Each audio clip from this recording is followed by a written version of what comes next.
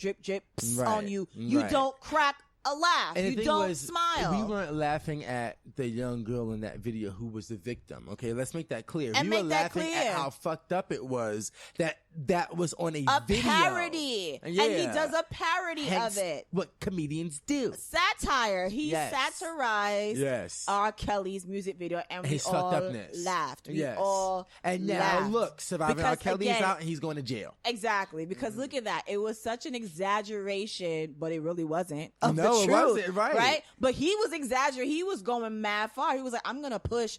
If you're going to tell me there's a tape of R. Kelly out here pissing on somebody's child, what's the farthest you think he will go with that shit? Yeah. And he made a music video. Chappelle made a music video. And we all laughed. Yeah. So come on. If we could laugh at that, knowing the severity of the situation then and now, R. Kelly's presently in jail. Right. Come on, y'all. Right. And now, with that being said, we still have to watch the special. Still gotta watch the special. Absolutely. Once we watch the special and y'all motherfuckers tune in to what we gotta say about it, we may be singing a different tune. But as of now, I'm like, let the man live. I'm gonna just let him live, and I'm gonna listen to what he say. And if I laugh, I laugh. If I don't, I don't. Right. And I would say it's funny for whatever reason, or it's not funny for whatever reason. For whatever reason, right? Exactly. But I'm not gonna be sitting here like, oh, it's not funny because trans people go through so much hell, or it's not funny because black people go through so much. We've been through so much trauma. Like, I'm not gonna right. Exactly. But what I will say, since we talk about comedians, and I'll finish with this and I'll be done. there was that show on Netflix with Jerry Seinfeld. He's riding in the cars with people. Yeah. Yes, and I would say watch it because he gets all the comedians, like all the greats. Like there's one really good one with Mel Brooks and Carl Reiner. He's got the one with Eddie Murphy is amazing because you can see that Jerry Seinfeld really looks up to Eddie Murphy. I haven't seen the one with Dave Chappelle, but I heard that one was really good. But he gets all the comedians all across the board, and he kind of looks at comedians as a different kind of person, the way I say we do as writers, because you do think differently. Absolutely. Yeah, you do. And that's where the intellect wit thing comes. You have to be really witty. Come on. You have to have so much wit. Amen. And you have to have intelligence to be a good comic. Yes, you have to have tons of intelligence. And that's what, again, back to that Felicia Rashad quote, that's what made me feel like, you know what?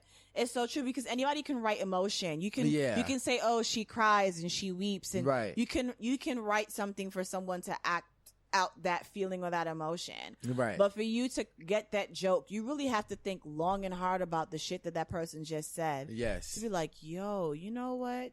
That, I never thought about it. That shit is hilarious. Yeah, exactly. Oh my God, Exactly. It's a certain level of intellect. You can't be so basic. Right. That's why, like, me personally, like, I'm not a fan of like slapstick comedy. Right. Yeah. I get what you're saying. Not anymore. Not any, like, I mean, when I was younger, maybe like some physical comedy, I don't mind some physical comedy. Mm-hmm. But like, I couldn't stand and see somebody like slap themselves in the face for like 15 times and keep laughing. Like, I couldn't do something like that. That's not funny to me. But all. George Carlin is hilarious. So it's, I get what you're smash saying. some fruit. I couldn't sit down and watch somebody smash a watermelon and think that shit was hilarious. Right. That does not appeal to my intellect whatsoever. And again, it brings it down to the whole wit thing. And I feel like a lot of people are being dramatic and they're not being comedic. There are a lot of people taking too much of the feeling portion of it and not too much of the intellect behind it. It's like that movie White Chicks. Now, White Chicks is one of my favorite movies of all time. I don't care what nobody say. It is one of the funniest movies of all time. And the thing about it is, I feel like people who get it, because I read an article recently that we're talking about millennials, and I don't think it's us, but like, some folks were offended by it. Right. So. They were offended by White Chicks. And I remember when it was popular in the movies, there were some white folks that were offended by it. But the people who get it, the cosmic joke is the fact that these black guys are supposed to be white chicks, and we, the viewer, don't see them because we know what the hell they are. Yeah. But in that universe, they're supposed to look just like these like every other white girl, even though they look plastic as all hell. But the white people accept them looking like that. So then that again, it takes the wit, because it's like, how can you two see these two plastic, super tall, like obviously like not black, not white, white women and say, okay, they are white, and accept them because like they change the tone in their voice and they like to go shopping and all this other stuff. And then the scene in the car where like they're playing the rap song, and they want to, you know, they woo, they say, and all the niggas, and then the white folks are like, the white folks like, you can't say that. So nobody's around. Nobody's around. Yeah. And then all the white hoes just started saying nigga in the car, like, yeah, that's real. Which is it's real. It's so real. You go to a concert in Middle America where it's nothing but white folks, and you put Future in that concert, and you have them saying all the niggas. All them gonna say all the niggas. Oh, they're gonna say all the niggas. They're not gonna say all the N words. They're gonna be like, oh, N word. They're not gonna like, pause. Nigga this, nigga that. Not at all. And like revel in the fact that they get to say nigga around other white folks. And nobody did not feel judged. Yes. No one's and gonna that's check what that them. scene was about. Absolutely. I just had to get that out there. I'm sorry. But again, you know, so this is us. Like I said, we're coming at you pre-watching the show, previewing, but I'm just saying, for me, at the very least, as an adult, I can't categorize comedy in such a way where I have to cancel comedians. I mean, yes, there are where you can go. There is a point of no return for me. Absolutely. There is absolutely a point of no return.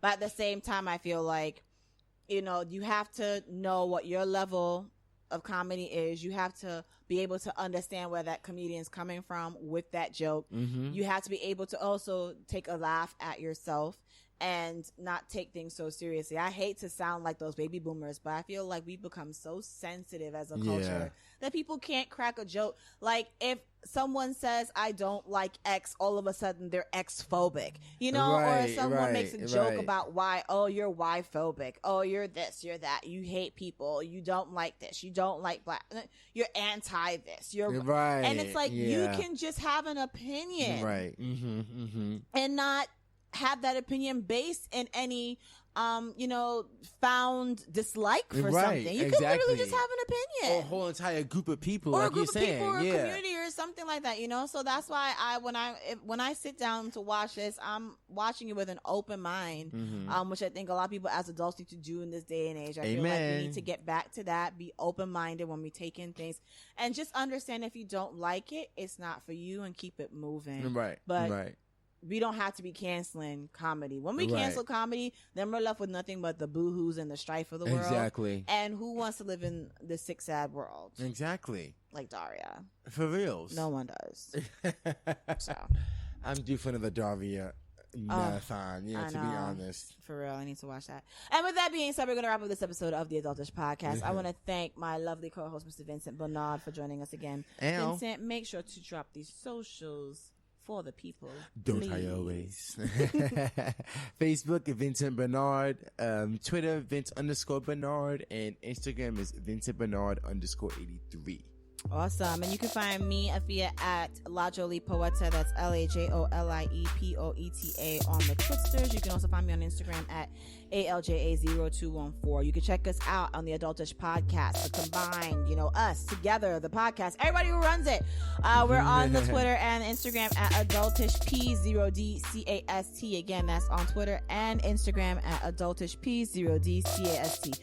We do have a new email address, so if you want to check us out, if you want to send an email, getting all your feels, talk to me about why I'm a piece of shit, that you no longer like me, and you think that I'm all the phobics because I'm all about comedians doing their thing. You can hit me up on Afiya at digidisnet.com. That's Afiya at TIGIDISNET.com. Once again, I want to thank my lovely co-host, Mr. Vincent Bernard, for joining me. We will get back together once we do watch the show, and hopefully we'll actually have the guest, my friend, the comedian who I was telling you all about. You all know him as Problematic. He's going to come back, hopefully, and sit down and give his shitty ass take. I know he's going to have a serious hot take, so people are going to probably just really hate that episode once he comes. But let's see if he will. We have to all watch it and discuss it first, and then we'll come back and give you all our findings. But until then, stay cool, stay clear. And again, if you don't like what you hear, just turn the fucking radio or TV off. Bam. Bye. Bye.